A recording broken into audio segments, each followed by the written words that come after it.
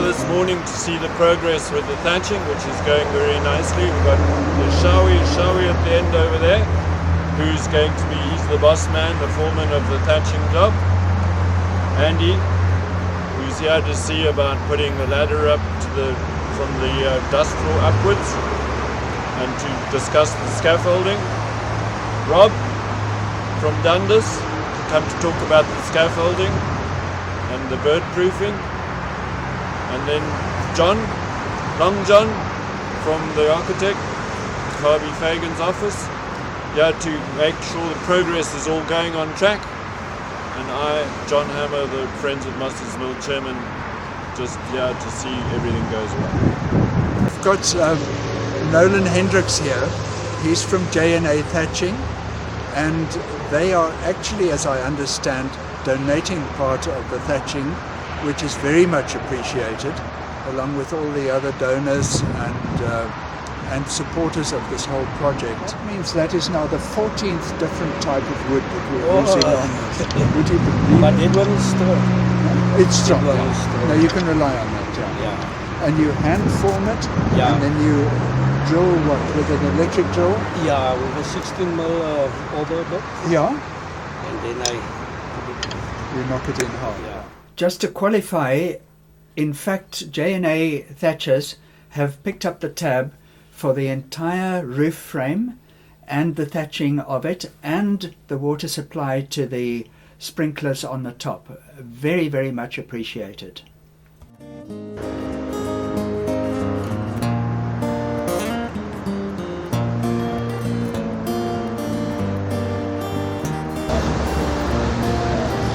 Yeah, behind the wine cellar. Yeah.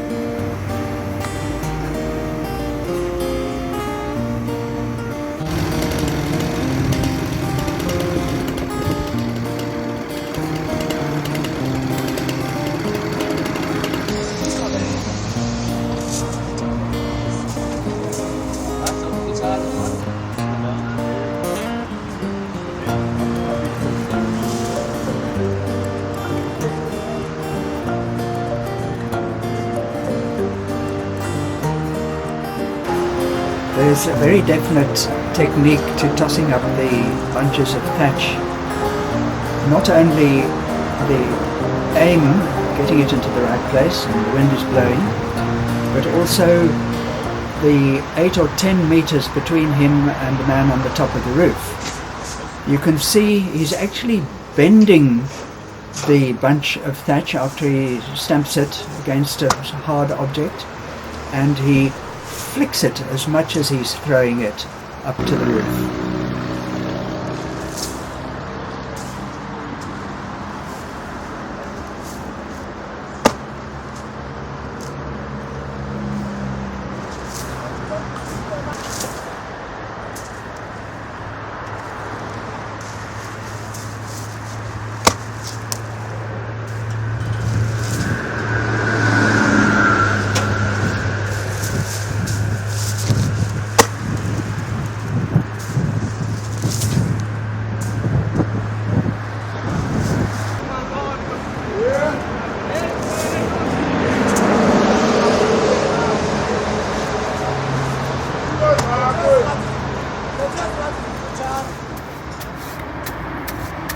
Another specialized technique is smoothing the thatch surface with a perforated float.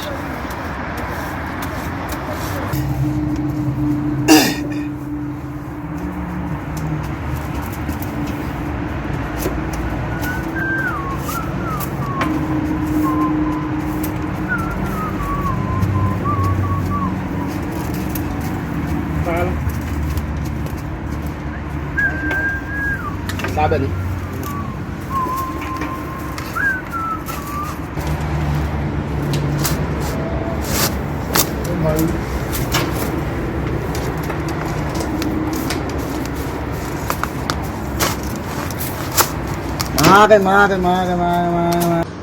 Here comes Chairman John coming down from checking out the thatching above. This is the other job that we've got today, tackling. We're going to drill through one of the shears for this, which is called the cap ladder, or at least that's what I'm calling it. It gives us access from the dust floor, which is the second wooden floor, up into the timbers of the cap, the section that rotates. And there's another job we want to tackle today, and that is the water supply to the sprinklers on the thatch. Before we never had sprinklers, otherwise perhaps the fire might not have happened. But J&A are going to install at least 4 specialized sprinklers into the cement capping on the top of the thatch. And they are very inobtrusive. They face downwards, so that even if the wind is coming on strongly, the water stays under the wind and against the thatch. Now, we've put a pipe all the way up the tail pole, and we're going to discuss how he joins our pipe up with his pipe work, which is going to be made of copper, and it's going to be partly hidden amongst the roofing rafters. If it is visible, then it will be one of the talking points to show visitors the lengths that we're going to avoid another fire like this.